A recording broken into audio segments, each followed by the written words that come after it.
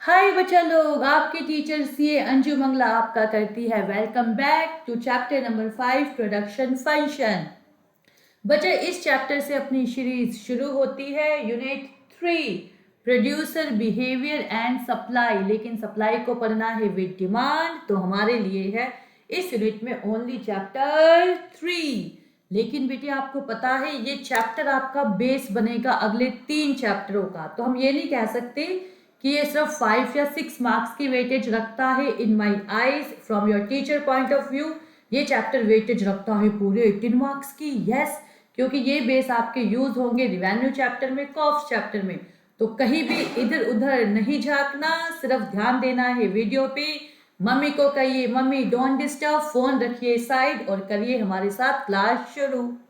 करिए क्लास शुरू, तो उठाइए पेन एंड पेपर। आज हम पढ़ने वाले हैं बच्चा variable factor versus fixed factor. क्या होती है, क्या होता है ये, इसके डायग्राम सब करेंगे practice. Short run versus long run, definition of TP, AP and MP.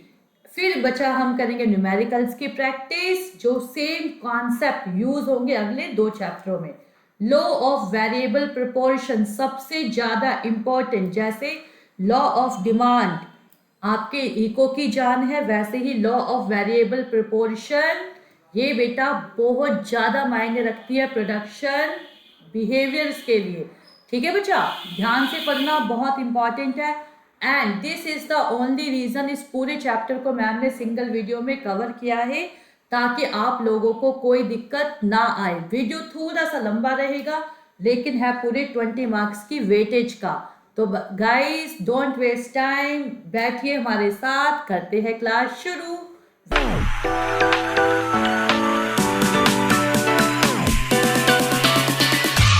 अच्छा, हम पढ़ रहे हैं प्रोडक्शन फंक्शन। इसको पढ़ने से पहले बेटा प्रोडक्शन का मतलब क्या होता है ये समझाती हूँ। देखिए बेटा, हमें ना शूज बनाने हैं, शूज की मैन्युफैक्चरिंग शुरू करनी है।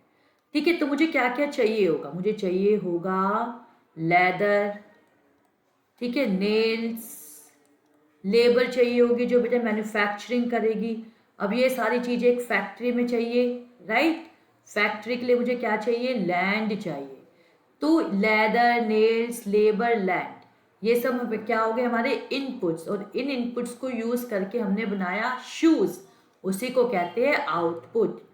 तो मैं कह दूं production is nothing changing transformation of input into output. इसी प्रोसेस को बेटे प्रोडक्शन कहते हैं। ठीक है बच्चा, डन। क्या यही लिखा है, पढ़ लू। Production refers to transformation, transformation मतलब change of input into output. यहाँ आउटपुट मेरे एग्जांपल में क्या था, शूज, और इनपुट्स क्या थे बेटे अपने, रॉ मटेरियल, लेबर, है ना, ये सब थे, land. For example, production of shoes output, we need various input: leather, nails, land, labor, capital, service of entrepreneur।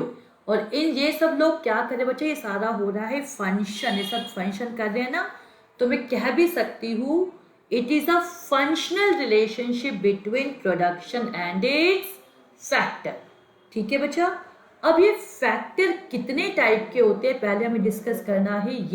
ये फैक्टर होते हैं बेटे 2 टाइप्स के। कितने टाइप्स के, 2 टाइप्स के। Variable factor, fixed factor.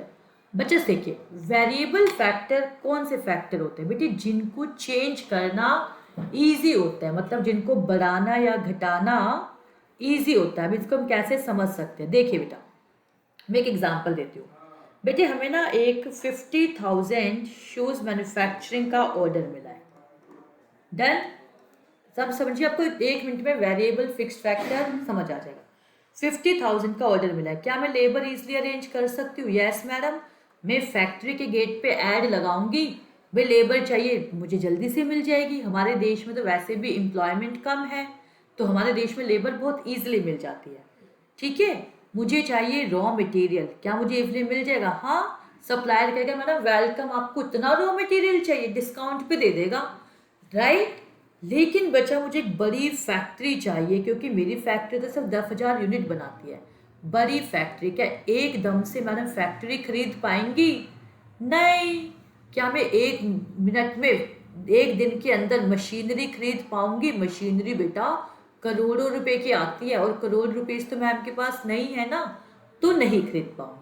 यानी जिन फैक्टर्स को मैं इजीली अरेंज कर सकती हूँ उनको हम कहते हैं वेरिएबल फैक्टर। क्या कहते हैं बेटे? Variable factor.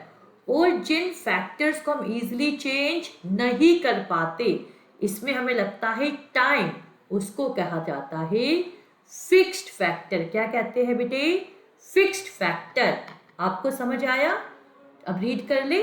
देखिए, variable factor, it refers to those factor, it refers to, देखो फर्स्ट पॉइंट देखिए बेटा, ये वाला, it refers to those factor which can be change in the short run, they vary directly with the output. बेटे एक shoes बनाने के लिए मुझे एक लेदर चाहिए, तो 2 शूज के लिए 2 लेदर, राइट?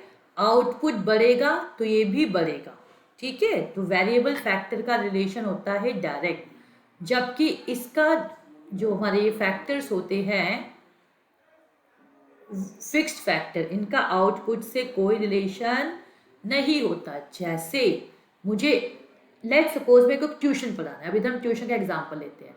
हमने एक प्रेमिसेस रेंट पे लिया, ठीक है? मेरे पास अभी 10 स्टूडेंट आते हैं फेस टू फेस, तब भी रेंट उतना ही रहेगा। और स्टूडेंट बढ़कर हो गए 20, तो क्या रेंट बढ़ जाएगा? नहीं, उतना ही रहेगा, है ना? तो they do not very directly with output. Variable factor क्या होते हैं बच्चे? आर एम मतलब raw material, casual labour, power, fuel, etc. और फिक्स्ड फैक्टर होते हैं building, plant and machinery, permanent staff. Permanent staff क्या होता है बेटे? जिनके साथ हमारे कॉन्ट्रैक्ट हो रखे हैं कि हम इनको यदि काम ना भी हुआ तो हम इनको निकाल नहीं सकते। ये फैक्टर हो गए फिक्स, जिनको बेटे हम चेंज नहीं कर सकते। यदि हमारे पास आउटपुट का काम ना भी हुआ, मेरे पास एक भी ऑर्डर नहीं आया, तब भी हम इसको हटा नहीं सकते। आई होप आपको वेरिएबल फैक्टर और फिक्स्ड फैक्टर में फर्क समझ आ गया होगा, ठीक है? अब हमें पढ़ना है short run and long run. ये यूज हुआ था ना, शॉर्ट रन लॉन्ग रन, ये क्या होता है ये पढ़ते हैं। बच्चे देखिए, शॉर्ट रन वो टाइम पीरियड होता है जिसमें हम सिर्फ और सिर्फ वेरिएबल फैक्टर को ही चेंज कर सकते हैं। और वेरिएबल फैक्टर भी पढ़ा था ना हमने, क्या क्या था मैं भूल गई।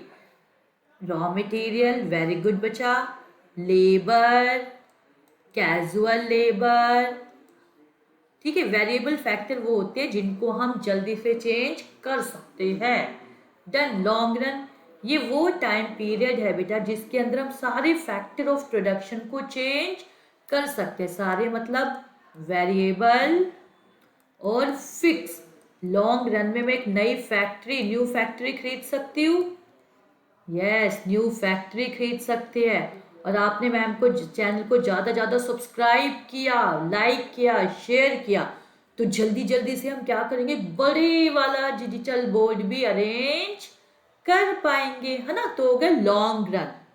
देन शॉर्ट रन में बेटे फैक्टर 2 टाइप के होते हैं, वेरिएबल एंड फिक्स, क्योंकि कुछ फैक्टर को मैम चेंज नहीं कर पाती। लेकिन लॉन्ग रन में हम सभी फैक्टर्स को बना देते हैं वेरिएबल। क्यों? क्योंकि लॉन्ग रन में हम ऑल फैक्टर्स को क्या कर सकते हैं बेटे? चेंज कर सकते हैं। लॉन्ग रन में लैंड भी बन जाती है वेरिएबल। क्यों? क्योंकि मैं इसको अरेंज कर सकती हूँ, चेंज कर सकती हूँ।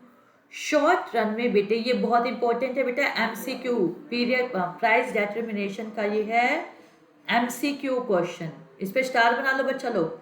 शॉर्ट रन में डिमांड एक्टिव होती है। क्यों? क्योंकि बेटा यदि बहुत सारी डिमांड आई लेकिन हम इतना प्रोडक्शन तो इंक्रीज नहीं कर पाते, क्योंकि कुछ फिक्स फैक्टर में बढ़ा नहीं पाती, तो डिमांड एक्टिव होती है और इसमें हम क्या कर होता है, प्राइस बढ़ जाता है, प्राइस इंक्रीज हो जाता है। लॉन्ग रन में बेटे डिमांड एंड सप्लाई दोनों इक्वल रोल प्ले करते हैं। क्यों? क्योंकि यदि आप लोगों की डिमांड बढ़ेगी तो लॉन्ग रन में सारे फैक्टर मैम चेंज कर देगी और सप्लाई भी बढ़ा देगी, राइट। तो प्राइस में ज़्यादा चेंज नहीं होगा, है ना। आई होप आपको समझ आया होगा। आप इसका स्क्रीनशॉट लीजिए, कोई भी डाउट है तो आप मुझे कमेंट बॉक्स में लिख सकते हैं।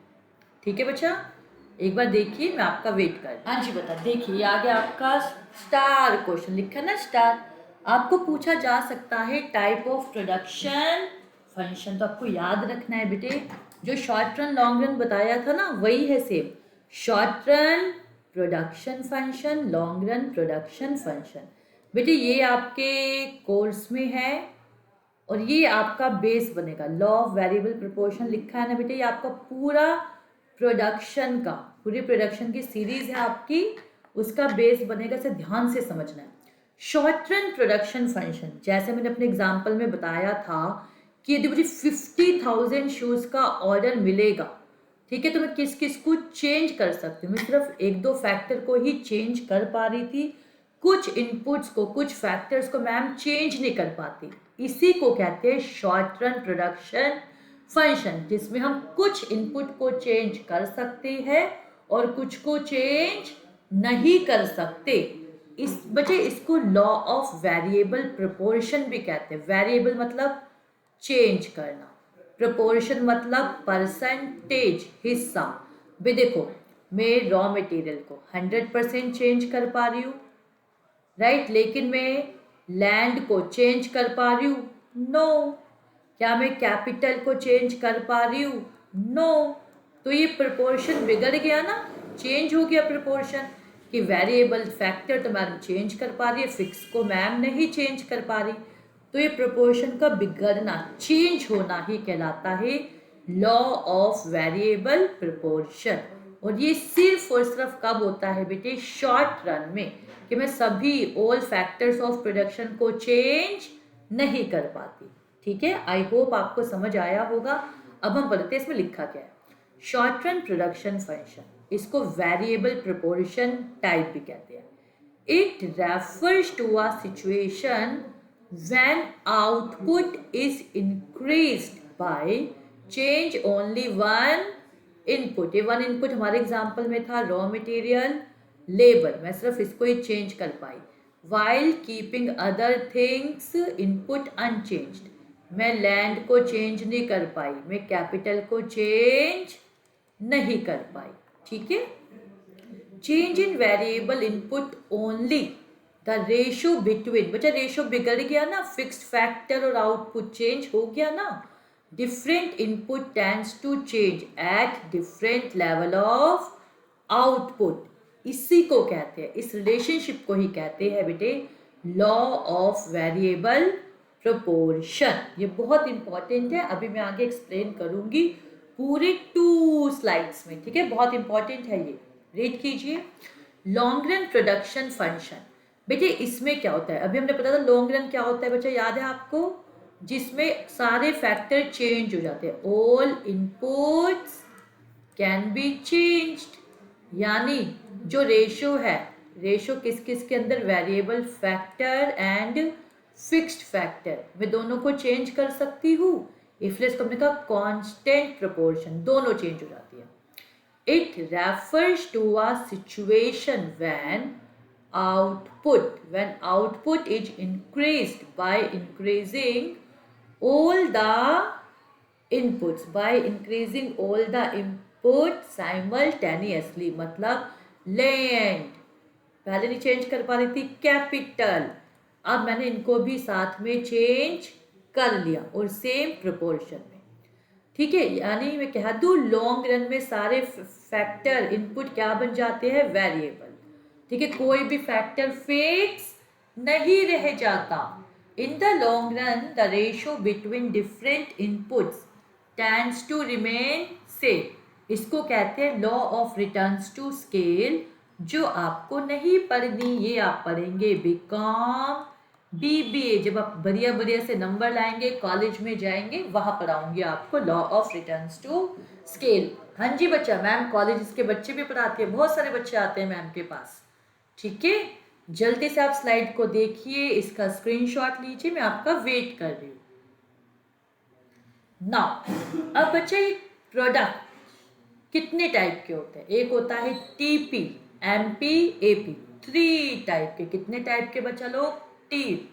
हम इसके न्यूमेरिकल्स भी करेंगे बच्चा। ये सेम जो न्यूमेरिकल है ना, ये सेम आपके अगले चैप्टर कॉस्ट में आएंगे, सेम रिवेन्यू में आएंगे। तो इस फॉर्मूले को ध्यान से देख लेना बच्चा।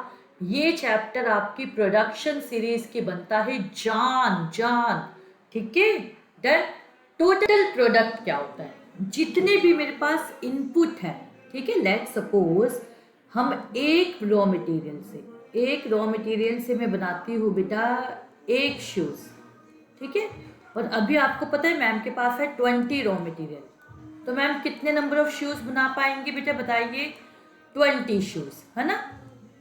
तो ये टोटल प्रोडक्ट मैम का क्या हो गया? 20 शूज। भाई जितने भी इनपुट है उनसे हम कितनी मैक्सिमम क्वांटिटी बना सकते हैं? क्या यही लिखा है? चेक करती हूँ। Total product refers to TP, total quantity of good produced by a firm during a given period of time with given number of input। और मेरे पास इनपुट कितना था इस क्वेश्चन में बेटे? 20 raw material. Okay, for example 10 labour produce 70 kg of rice. तो total product कितना हो गया हमारा? 70 kg। और मैं कह सकती हूँ total product is the summation, sum करना मार्जिनल प्रोडक्ट का। तो बच्चे पहले मार्जिनल प्रोडक्ट पढ़ते हैं, या आपको मैं न्यूमेरिकल में समझा दूंगी, ठीक है, डन। फिर आता है हमारे पास मार्जिनल। बेटे ये मार्जिनल वर्ड का मतलब सीधा समझ लो एडिशनल। क्या होता है? एडिशनल। देखिए मेरे पास था 20 रॉ मटेरियल, मैंने बना लिए 20 शूज। मेरे पास हो गए लेट सपोज 25 रॉ मटेरियल, तो मैम ने कितने शूज बना लिए? 25 शूज, ठीक है। तो एडिशनल, मैंने एडिशनल कितने शूज बना लिए? 5। किससे? With additional raw material. तो इस एडिशनल को ही मेरी इको की लैंग्वेज में, अपनी इको की लैंग्वेज में इस एडिशनल को ही कह देते हैं मार्जिनल। ओके, देखिए क्या यही लिखा है? It refers to addition to total product when one more additional. हम एक extra unit of variable factor लगाती है, मैं एक एक्स्ट्रा लेबर ले आई, उससे क्या बना, ठीक है, वो होता है ये। नौ बच्चा, मार्जिनल का मतलब हमारे यहाँ क्या होता है? एडिशनल। एडिशनल मतलब एक्स्ट्रा, ठीक है। फॉर एग्जाम्पल बेटा हमारे पास रॉ मटेरियल था 50 रॉ मटेरियल, ठीक है। मैम ने कितने शूज बना लिए? 50 शूज। अब ना मेरे पास आ गया 51 रॉ मटेरियल, तो मैम ने कितने शूज बना दिए? 51 शूज, मतलब एक्स्ट्रा, ठीक है। एक्स्ट्रा रॉ मटेरियल से हमने एक्स्ट्रा कितना प्रोडक्शन किया, इसी को कहते हैं एडिशनल, इसी को कहते हैं इको में मार्जिनल, ठीक है। देखिए क्या यही लिखा है? It refers to addition to total product when one more, mind it, one more additional unit of variable factor is employed। जैसे हमारे पास 10 लेबर थे, ये बनाते थे 70 kg राइस, मेरे पास 11 लेबर आए, ठीक है, 11 हो गई टोटल लेबर, इन्होंने बनाया 77। तो जो 11th लेबर था, 11th लेबर ने कितना कंट्रीब्यूट किया बेटे? 7 kg, राइट। मार्जिनल प्रोडक्ट का फॉर्मूला होता है बेटा चेंज इन टोटल प्रोडक्ट। बेटे अपने टोटल प्रोडक्ट में कितना चेंज आया यहाँ पर बता सकते हैं आप? Yes, 77 minus 70। पहले हम अब 77 बना रहे, पहले 70। Change in unit of variable factor, पहले अब हमारे पास है 11 लेबर, पहले थे 10 लेबर, तो मैं कह दूं 7/1। तो 7 मैम का क्या हो गया? मार्जिनल प्रोडक्ट, ठीक है बच्चा। इसका एक फॉर्मूला और हम लिख सकते हैं बेटा, MP TP N minus T P N minus one. ये क्या लिखा है मैम ने? अभी थोड़ी देर में आपको न्यूमेरिकल में क्लियर हो जाएगा। आई होप आपको समझ आया है। अब हम आगे चले। एवरेज, बच्चा एवरेज आपने न्यूमेरिकल्स में पढ़ा है ना आपके? हाँ जी, एवरेज नथिंग इज मीन, कुछ नहीं होता। एवरेज मतलब एक, पर यूनिट। एवरेज मतलब एक रॉ मटेरियल से how much we can produce, एक रॉ मटेरियल से how much we can produce. देखिए क्या ये लिखा है, इट रेफर्स टू आउटपुट, कितना बनाया, output per unit of variable factor. इसका फॉर्मूला होता है बेटा total product upon unit of variable factor, TP upon unit of variable factor. अब इन तीनों पे एक बढ़िया से हम करते हैं दो न्यूमेरिकल प्रैक्टिस, क्योंकि आपको 3 मार्क्स का न्यूमेरिकल मिलेगा ही मिलेगा। ठीक है, हमारी प्रैक्टिस ही हमें बनाती है perfect. Practice makes everyone perfect. आप भी परफेक्ट हो जाएंगे इको में। तो करिए दोस्ती इको से विद अंजू मैम। हाँ जी बेटा, ये जो न्यूमेरिकल मैम प्रैक्टिस करवा रही है बेटा, ये आपकी बुक के ही है। हाँ जी, इससे आपके न्यूमेरिकल्स भी बुक वाले तैयार हो जाएंगे। मैम पेपर में वहीं से देती है ना स्कूल टीचर, इसलिए। देखिए बेटा, एमपी का फॉर्मूला मैम ने क्या बताया था? MP is equal to T P N minus T P N minus one. बच्चे ये एन होता है अगले वाला, ठीक है, और एन माइनस वन ठीक पिछले वाला। तो एमपी का ये वाला कॉलम हमेशा रहता है ब्लैंक, क्योंकि पिछले वाला कुछ है ही नहीं इसमें। अब यहाँ देखते हैं, यहाँ हो जाएगा मेरा 8 माइनस 0, ये हो गया अपना 8। ये हो जाएगा मैम का 20 माइनस 8, राइट, 12, 28। पहले था माइनस 20, ये हो गया अपना 8, 28 माइनस 28, 0, 25 माइनस 28, ये हो गया बेटे मेरा माइनस 3। एमपी नेगेटिव में आता है, अभी हम थोड़ी देर में डिस्कस करेंगे law of variable proportion. AP का फॉर्मूला क्या लिखवाया था मैंने आपको? टीपी डिवाइडेड बाय एन, ठीक है, टीपी डिवाइडेड बाय एन। ये एपी का पहला कॉलम हो गया खाली, क्योंकि टीपी खुद ही 0 है। अब 8 डिवाइडेड बाय 1 कितना आ गया बेटा? 8। एपी आ गया 20, टीपी मेरा 20 है, डिवाइडेड बाय 2, ये आ गया मैम का 10। 28 डिवाइडेड बाय 3 कितना आ गया बच्चा? 28 डिवाइडेड बाय 3 9.33। 28 डिवाइडेड बाय 4 ये आ गया बच्चा 7। 25 डिवाइडेड बाय 5 ये आ गया 5।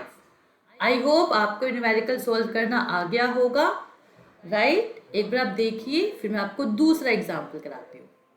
डन। अब आइए, अब है ये वाला। इसमें बेटी मुझे एमपी दिया है और इससे मैम को निकालना है टीपी। हमें एमपी दिया है, हमें क्या निकालना है बच्चा? टीपी। टीपी का फॉर्मूला क्या लिखवाया था? TP is equal to summation of marginal utility, मतलब जमा कर दो प्लस। देखिए पहले 24, अब टीपी हो जाएगा, इधर क्या हो जाएगा? 24 पहले वाला प्लस 20, 44। अब क्या हो जाएगा? ये वाला 44 प्लस 16, 60। अब क्या हो जाएगा? 60 प्लस 12, 72। अब क्या हो जाएगा? 72 प्लस 8, 80। 80 प्लस 0, 80। ये था आपका टोटल प्रोडक्ट। आई होप आपको टोटल प्रोडक्ट भी सॉल्व करना आ गया होगा, राइट बच्चे। अब ये प्रैक्टिस करते हैं। वेरिएबल फैक्टर एपी, इसमें मैम को निकालना है टीपी। टीपी कैसे निकालेंगे बेटा? अभी बताती हूँ। देखिए बेटा, एपी का फॉर्मूला क्या था? ध्यान से देखिए, आपकी बुक के जरूरी वाले question. TP upon N right. अब मैम को मैं टीपी ऐसे लिख सकती हूँ क्या बच्चा, एपी इंटू एन लिख सकती हूँ क्या? हाँ जी मैडम लिख सकते हो, तो लिख दो 8 into 1 8, 10 into 2 20, 8 into 3 24, 4 into 6 24, 5 into 4 20। हो गया टीपी, यस और नो? हाँ जी बेटा, एमपी का फॉर्मूला मैम ने आपको क्या बताया था? इसका फॉर्मूला होता है TP N minus TP N minus 1, यानी अभी वाला और ठीक उससे पिछले वाला लेस कर दो, या फिर और क्या कर सकते हो, change in total product upon change in an. बेटे जो मैम आपको न्यूमेरिकल्स देंगे ना एग्जाम में, वो एन हमेशा ऐसे देते हैं, ठीक है? तो हम इसको 1 का चेंज होता है और किसी भी चीज को हम 1 से डिवाइड करते हैं तो वही आता है, ठीक है? फिर हम यही फॉर्मूला 99.99 यूज करते हैं। Okay, MP. अब देखिए बच्चा, पहले तो कुछ नहीं था, तो इधर एमपी हमारा क्या हो जाएगा, पूरा 8।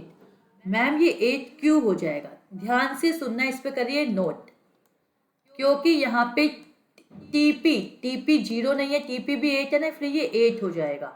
और यदि टीपी मेरा 0 होगा, देखो यहाँ टीपी 0 थी, इसलिए एमपी और एपी हमने ब्लैंक छोड़ दिया था। क्या छोड़ दिया था बच्चा लोग, ब्लैंक। ये जरूरी है, आपको पता होना चाहिए वाला पॉइंट, ठीक है बच्चा? आगे चलो, अब मेरे यहाँ क्या है, 20 टीपी एन 20 माइनस पहले वाला 8, कितना हो गया 12, दूसरा 24 माइनस 20, ये हो गया बेटे अपना 4, 24 माइनस 24 0, 20 माइनस 24, ये हो गया बेटे माइनस का 4। आई होप आपको ये तीनों न्यूमेरिकल अच्छे से समझ आए होंगे। यदि आपको और प्रैक्टिस करनी है तो आप कमेंट बॉक्स में लिखिए, मैम अपने नए वीडियोस में और भी प्रैक्टिकल्स क्वेश्चन आपके लिए लेकर आएंगी, ठीक है? अब नेक्स्ट टॉपिक पे चलते हैं। लॉ ऑफ वेरिएबल प्रोपोर्शन, इसको कहते हैं बेटे रिटर्न्स टू फैक्टर भी और शॉर्ट रन लॉ, इसके 3 नाम हैं, ठीक है बेटे? ये लो आपके पूरे प्रोडक्शन सीरीज का आने वाला अगला चैप्टर कॉस्ट, उससे अगला रिवेन्यू, ये सबका बेस बनेगी। ये लो है आपके लिए रामबाण, ये पक्का पक्का एग्जाम में आएगी ही आएगी, ठीक है? और बहुत इजी है, डोंट वरी, मैं आपको इसकी ट्रिक बताऊंगी इसको याद करने की। उस ट्रिक से आप करना, आपका डायग्राम भी बनेगा, लॉ भी आप लिख पाओगे, और तो इससे आपके बोनस के 2 क्वेश्चन और तैयार होने वाले हैं। तो ये लो, आप बिल्कुल शांति से वीडियो देखिएगा, कॉपी पेन उठा लो, बहुत अच्छे से समझनी है, बहुत इंपॉर्टेंट है। देखिए बेटा, ये लो क्या कहती है, ये लो कहती है कि यदि हम ज्यादा फैक्टर लगाएंगे, we employ more and more variable factor. बेटे वेरिएबल फैक्टर हम लगाते क्या है, लेबर, याद रखना क्या लगाते हैं, लेबर। किसके ऊपर, फिक्स्ड फैक्टर। ये हमारे क्या होती है, सब में आपके पूरे इको में मान के चलती हूँ लैंड, कि एक लैंड का टुकड़ा है, हम उसके ऊपर लेबर लगाए जा रहे हैं, लगाए जा रहे हैं, तो क्या होगा, टोटल प्रोडक्ट सबसे पहले इंक्रीज होगा। लैंड इतनी सी है और लेबर उससे भी कम है, तो सब काम करेंगे तो टोटल प्रोडक्ट पहले इंक्रीज होगा एट इंक्रीजिंग रेट, ठीक है बच्चा? जो बाद में लिखा है इसको बाद में देखेंगे। फिर टोटल प्रोडक्ट इंक्रीज तो होगा, लेकिन होगा धीरे से, डिमिनिशिंग रेट। थोड़ी टोटल प्रोडक्ट इंक्रीज तो हो रहा है, लेकिन उसकी गति धीमी हो गई। क्या हो गई, धीमी हो गई।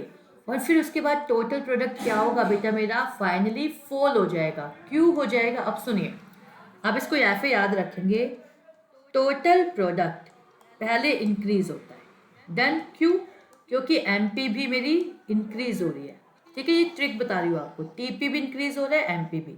फिर टोटल प्रोडक्ट इंक्रीज तो होता है बट डिक्रीजिंग रेट से। कैसे रेट से बेटे, डिक्रीजिंग। क्यों, क्योंकि एमपी मेरी डिक्रीज होनी शुरू हो गई, डन। फिर टीपी मेरी गिर जाएगी, ठीक है? अभी इंक्रीज नहीं हो रही, गिर जाएगी। क्यों, क्योंकि एमपी हमारी क्या हो गई बेटे, नेगेटिव हो गई, डन। आपको ये ट्रिक, ये जो मैंने ट्रिक लिखी है, आप इसको याद रखना, ये बहुत काम की चीज़ है, ठीक है? इसी बेस आपको एक न्यूमेरिकल भी दिखाऊंगी इस लॉ का, सिंपल। आई होप आपको समझ आई है। ठीक है, आगे चलूं ना। इस लो को जब हम पढ़ाते हैं बेटे तो हम अजम्पशन मान के चलते हैं 8। कितनी? 8। सबसे पहले वेरिएबल प्रोपोर्शन हमेशा कहाँ होता है बेटे? शॉर्ट रन में। क्यों मैडम? क्योंकि शॉर्ट रन में ही मुझे पता होता है दो टाइप के फैक्टर मैंने बताया था, वेरिएबल एंड फिक्स। क्योंकि लॉन्ग रन में तो सारे फैक्टर क्या बन जाते हैं बेटे? वेरिएबल, है ना। तो ये हमेशा कहाँ होती है? शॉर्ट रन में। ये किस पे लगती है? Fixed factor including land. Done. यदि मैम का प्रोडक्शन बढ़ रहा है, हमारी डिमांड बढ़ रही है, तो मैं किसकी यूनिट अप्लाई करूंगी? ज्यादा से ज्यादा डिफरेंट यूनिट्स लेबर की, वेरिएबल फैक्टर की, यानी लेबर की। ठीक है, ये लॉ सिर्फ और सिर्फ बेटे प्रोडक्शन पे लगती है और कहीं भी ये लॉ नहीं लगती। यदि आउटपुट मेरा चेंज हो रहा है, वो सिर्फ और सिर्फ किसकी वजह से चेंज हो रहा है? Variable factor. क्यों मैडम? क्योंकि बेटे शॉर्ट रन में फिक्स्ड फैक्टर मैंने बताया था ना कांस्टेंट रहता है, बताया था ना फिक्स्ड फैक्टर शॉर्ट रन में कांस्टेंट रहता है। जैसे मैंने कहा था मैं लैंड एकदम से नहीं ले सकती, फैक्ट्री बहुत महंगी है, मैं खरीद नहीं सकती, है ना। ठीक है, और ये क्या होते हैं बेटे? Imperfect substitute. एक लिमिट के बाद इम्परफेक्ट सब्सटीट्यूट होते हैं। एक लिमिट के बाद बेटे मेरे पास बहुत सारे लेबर हो जाएंगे, राइट, लेकिन लैंड तो उतनी सी रहेगी। तो अब मुझे और लेबर की जरूरत नहीं होगी क्योंकि मेरे पास जगह ही नहीं है उनको रखने के लिए ताकि वो काम कर सके। मैं मान के चल रही हूँ हमारे सारे लेबर एक जैसे इक्वली एफिशिएंट है, सबकी नॉलेज एक जैसी है। डन। टेक्नोलॉजी में कोई भी चेंज नहीं है, टेक्नोलॉजी में कोई भी चेंज नहीं है। आपको ये 8 अजम्पशन समझ आई? सबसे पहले हमेशा शॉर्ट रन, ये लोग किसमें लगती है? Short run. फिक्स्ड फैक्टर मान के चल रही हूं मैं लैंड। थर्ड, डिफरेंट यूनिट में वेरिएबल फैक्टर की यूज कर रही हूँ एक फिक्स्ड फैक्टर पे, सिर्फ प्रोडक्शन पे लगती है। आउटपुट में जो भी चेंज हो रहा है वो सिर्फ और सिर्फ किसकी वजह से हो रहा है बेटे? लेबर की वजह से, वेरिएबल फैक्टर की वजह से।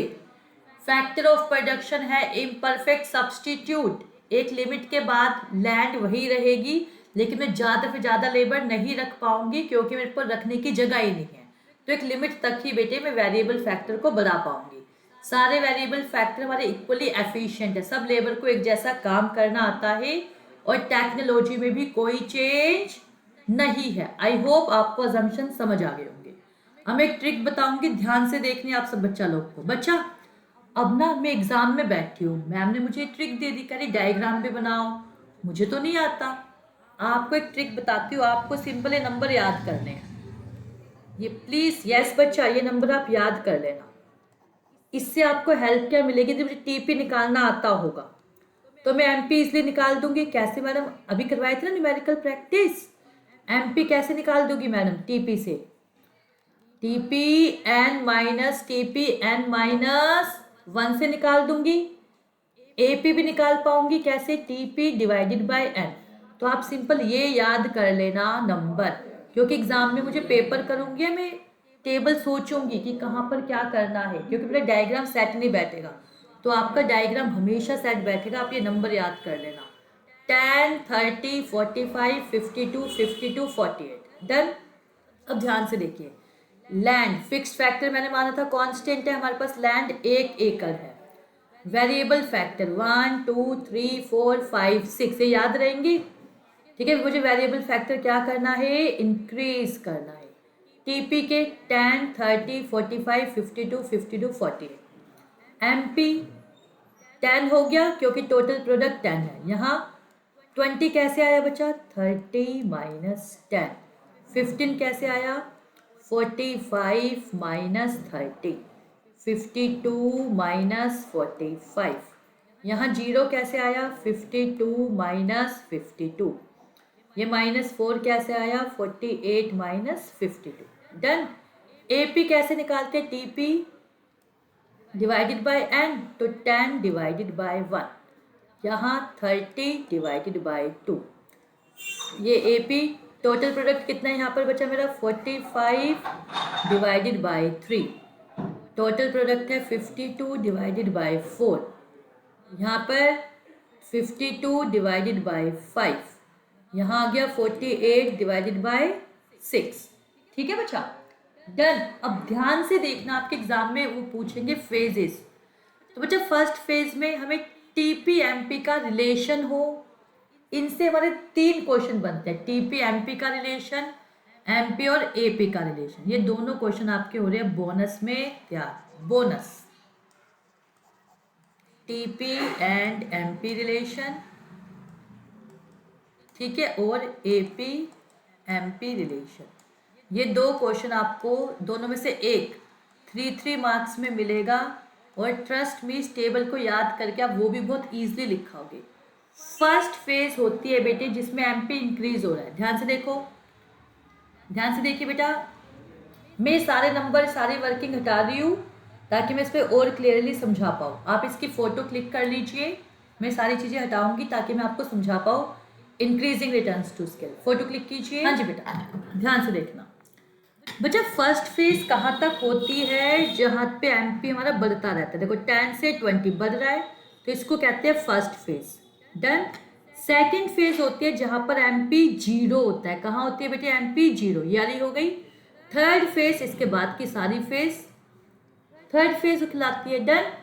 अब क्वेश्चन आता है, इसको कहते हैं क्या, इसमें एमपी इंक्रीज हो रहा है इसलिए कहते हैं इंक्रीजिंग रिटर्न्स टू फैक्टर। इसमें एमपी देखो डिक्रीज हो रहा है तो इसको कहते हैं डिमिनिशिंग रिटर्न्स टू फैक्टर। इसमें माइनस हो गया तो इसको कहते हैं नेगेटिव रिटर्न्स टू फैक्टर। ठीक है बच्चा। बेस्ट और ऑप्टिमम फेज कौन सी होती है, फेज 2। आपसे एमसीक्यू में पूछ सकते हैं बेस्ट फेज, फेज 2। क्यों होती है बच्चे बेस्ट, अभी मैं आपको थोड़ी देर में बता देती हूँ। आई होप आपको ये समझ आ गया होगा, ये लो आपको समझ आ रही होगी। ये टेबल बेटे इंपॉर्टेंट है, ये बना के आनी है 6 मार्क्स। ठीक है, ये लो आपके 6 मार्क और बेस बनेगी अगले 2 चैप्टरों के लिए। ठीक है, आगे चलो, ध्यान से देखिए। ये डायग्राम बेटे, ये जो डायग्राम है ये मैम का बिल्कुल परफेक्ट कैसे बैठा था बताती हूँ। मैंने इस फेस को, इस टेबल को रख के ही इस डायग्राम को बनाया था। आप लोगों को भी सेम ऐसे ही बनाना है और एग्जाम में डायग्राम गड़बड़ ना हो, इसलिए बेटे मैंने आपको ट्रिक बताई थी कि तुम इसको याद कर लेना, कभी भी गलत नहीं बैठेगा। ठीक है, डन। प्रोडक्ट लेते हैं हम बेटे वाई एक्सिस पर, देखिए डायग्राम में टीपी 10 20 30 40 50। नीचे लेते हैं हम unit of variable factor labour. Done. 1 2 3। First phase point of infection, यहाँ क्या है बेटे, दोनों इंक्रीज हो रहे हैं। ठीक है, टीपी भी इंक्रीज हो रहा है, एमपी भी इंक्रीज हो रहा है। और आपको पता है यहाँ अपना एमपी मैक्सिमम है। कैसे दिखाती हूँ मैं आपको, देखो एमपी की सबसे बड़ी यूनिट कौन सी है बेटे, इसमें 20। कौन सी है, 20, और ये फर्स्ट 1 में ही थी। राइट, देखो ये था पॉइंट ऑफ, इसको क्या कहते हैं बेटे, जहाँ एमपी मैक्सिमम है ना, इसको ऊपर ले जाओ, इसको कहते हैं point of inflection.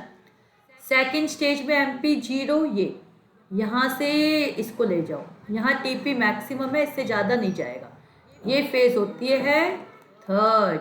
TP negative हो गया, क्यों, क्योंकि एमपी देखो मैम का थर्ड फेज पे ही आ रहा है, 0 से नीचे नेगेटिव। ये होती है सेकेंड फेज, राइट, और ये होती है फर्स्ट फेज। आई होप आपको ये डायग्राम समझ आया होगा।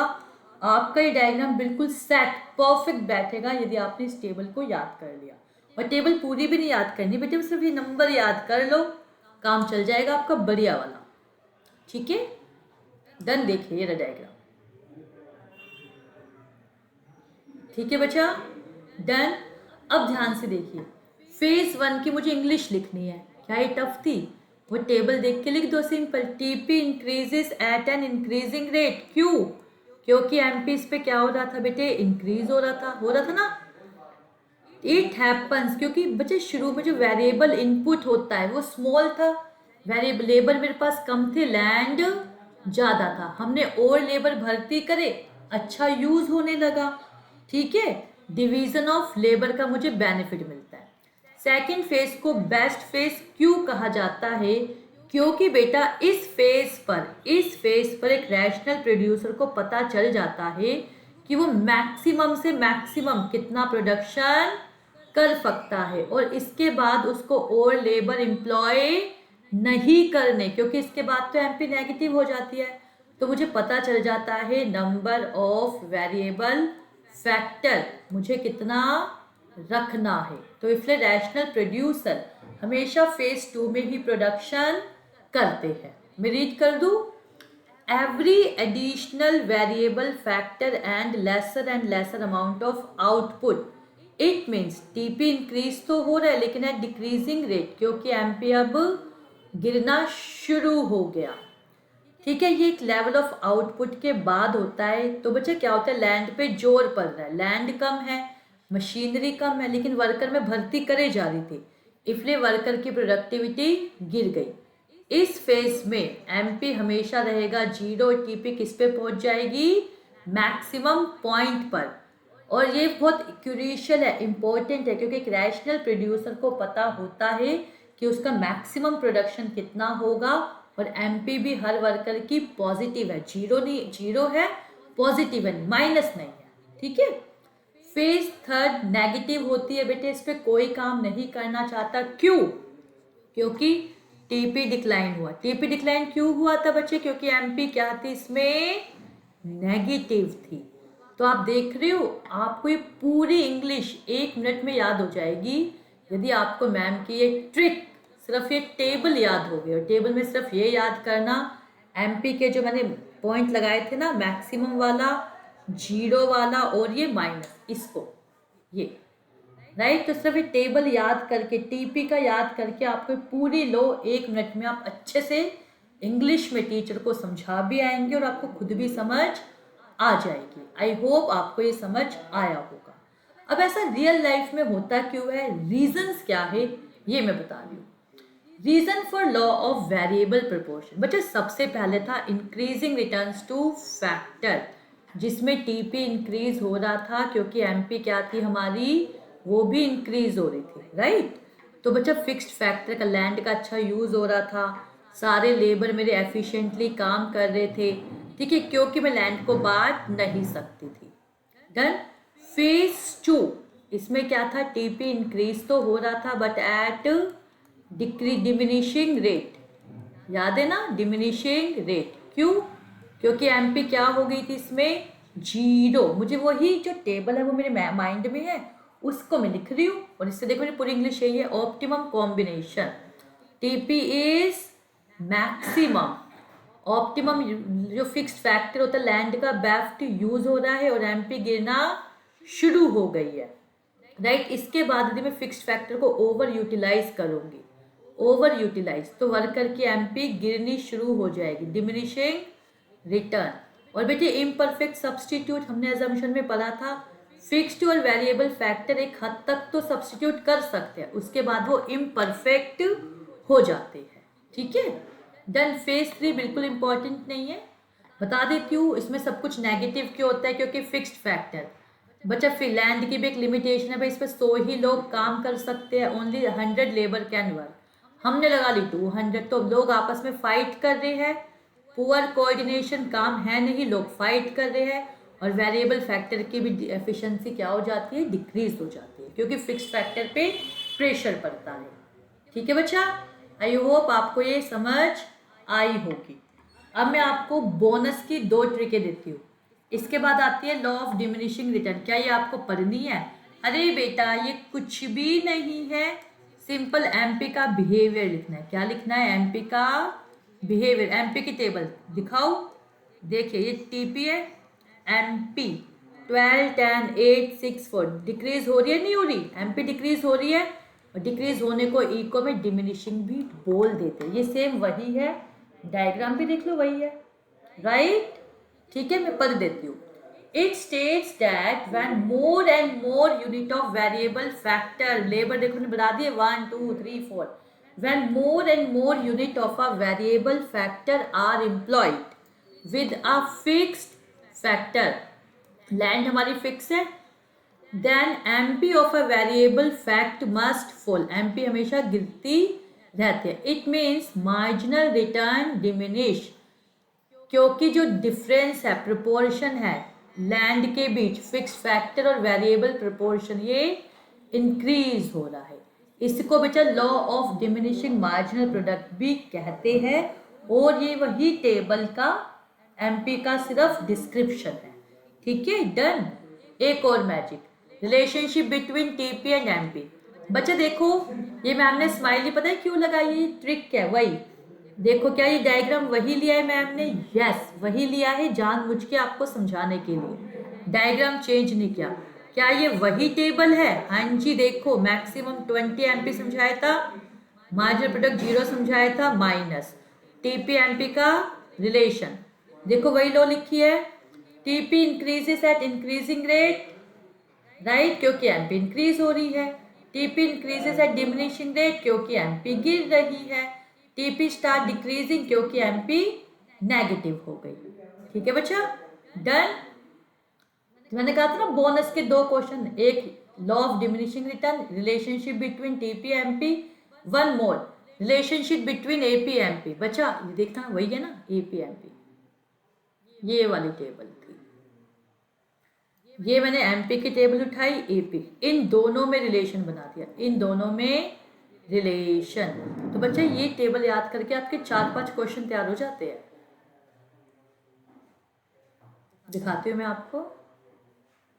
इस पे मैंने बनाया है स्टार, वेरी इंपॉर्टेंट क्वेश्चन। देखिए बेटे, इसमें आपको ध्यान रखना है, एम नाम के लोग, एक ट्रिक है। देखो स्माइल क्यों हो रही है? क्योंकि ट्रिक है। आप बस याद रखना, एम नाम के लोग बहुत तेज होते हैं, एम नाम के लोग बहुत तेज होते हैं रियली। देख लिया, देखो बच्चा, एमपी राइजेस, पहले एमपी राइज हो रहा था उस टेबल में, याद है? एमपी राइजेस, ट्रिक बता रही हूँ, तो एपी भी राइज होगा, इसका ही भाई है, एपी राइज होगा। लेकिन ज्यादा तेजी से कौन राइज होगा? एमपी। ज्यादा तेजी से कौन राइज होगा बच्चा? एमपी, क्योंकि एम नाम के लोग बहुत तेज होते हैं। फिर एमपी गिर रही है, एमपी गिरेगी, एपी भी, एपी क्या होगी बेटे जब एमपी गिरती है? एपी अपने मैक्सिमम पॉइंट पर पहुंच जाती है, मैक्सिमम पॉइंट पर। फिर एमपी भी गिर रही है, एपी भी गिर रही है। और मैंने क्या कहा था, एम नाम के लोग बहुत तेज होते हैं, एमपी ज्यादा तेजी से गिरेगी। देखना, एमपी ज्यादा तेजी से गिरेगी, फिर एमपी नेगेटिव हो जाएगी, लेकिन एपी कभी भी नेगेटिव नहीं होती। देखो क्या यही लिखा है अंग्रेजी में, when MP rises AP rises but below MP, क्योंकि MP greater than AP. MP falls, ये एपी को कहाँ कट करती है बेटे? इसके मैक्सिमम पॉइंट पे। ये वाला पॉइंट क्या होता है? Maximum point of AP, maximum point of AP. ये मैं आपको दिखाऊं, आपको वहां दिख भी जाएगा, मैं दिखा भी देती हूँ, आइए। हाँ जी, रिलेशनशिप बिटवीन एपी एमपी। बच्चे देखो मैम ने इस पे स्माइली क्यों लगाया है? क्योंकि कह रहा है ट्रिक। हाँ जी, ट्रिक क्यों है बच्चा? पता है ना आप लोगों को? क्योंकि ये हम डिस्कस कर चुके हैं। हाँ जी बच्चा, अब है रिलेशन बिटवीन एपी एमपी। बच्चे देखो आपने यहाँ स्माइली लगी है ना, पता है ये स्माइली क्यों लगी है? क्योंकि ये कह रहे हैं यहाँ तो ट्रिक है। सिंपल ट्रिक ये है बेटा, एपी एमपी की। सबसे पहले तो बच्चा ये वही टेबल से मैंने ड्रॉ किया है, ये वही डायग्राम है। मैम ने यहाँ पे डायग्राम सेम क्यों रखा? ताकि आपको समझ आ जाए ये वही टेबल का ही पार्ट होता है। बोनस ट्रिक अब याद रखो, एपी एमपी का रिलेशन मुझे कैसे याद रखना है? ट्रिक, एम नाम के बच्चे, हमेशा एम नाम के बच्चे बड़े इंटेलिजेंट होते हैं, तेज होते हैं। एम नाम के बच्चे तेज होते हैं, याद रहेगा। आप में से किस किस का नाम एम से है कमेंट बॉक्स में जरूर बताइएगा बेटा। देखिए एमपी राइजेस, पहले एमपी राइज हो रहा है, ट्रिक देखना, एमपी राइज होगा, एपी भी राइज होगा, लेकिन क्योंकि एम नाम के बच्चे तेज है, ये ज्यादा तेजी से राइज होगा। ठीक है, फिर एमपी फॉल होता है, एपी कहाँ पहुंच जाता है? अपने मैक्सिमम पॉइंट पे। यहाँ दिख रहा है आपको बी पॉइंट, देखिए डायग्राम में, ये रहा बी पॉइंट दिख रहा है बच्चे आपको? हाँ जी, यही वाला, ये वाला देखिए दिख रहा है आपको। एमपी तो यही पहले से ही फॉल होना शुरू हो गया, एपी अपने मैक्सिमम पॉइंट पर पहुंच गया, डन। दूसरा देखिए, एमपी भी फॉल होता है, फिर एपी भी फॉल होता है, लेकिन एमपी क्या था, तेज बच्चे तो एमपी ज्यादा तेजी से फॉल होगा। ओके, ये ट्रिक आपको याद रखनी है। एम नाम के बच्चे तेज होते हैं, ये रिलेशन आपको बिल्कुल याद हो जाएगा। देखो क्या यही लिखा है, when MP rises AP also rises but below MP, क्योंकि MP greater than AP. MP falls it cuts AP, किस पॉइंट पे कट करता है बेटे, मैक्सिमम। इसको आपको स्टार बनाना है, इस पे एमसीक्यू मिलेगा और कॉस्ट में मैं इसका उल्टा पढ़ा दूंगी। When MP falls, AP also falls, but MP falls at a higher rate. M नाम के बच्चे, MP negative, AP still positive. ठीक है बच्चा, आप इसको रीड कीजिए, मैं आपका वेट कर। तो वीडियो के अंत में बचा, आज जैसा हमने पढ़ा था, variable factor versus fixed factor, short run versus long run, definition of TP AP MP, and हमने की थी lots of practice. I hope आपको अच्छा लगा होगा हमारा practice session as well. Law of variable proportion, law of diminishing return, relationship between TP and MP, and not least बचा, not last but not least, relation between MP and AP। बेटे आपको in last के law of variable proportion से relation between TP MP या between MP and AP आपको पक्का पक्का welcome करेगा आपके एग्जाम में। आई होप आपको हमारी क्लास आज अच्छी लगी है, एंड आप हमारे साथ आ रही है नेक्स्ट चैप्टर कॉस्ट पे। Thank you, students. Subscribe, comment, and share with your friends.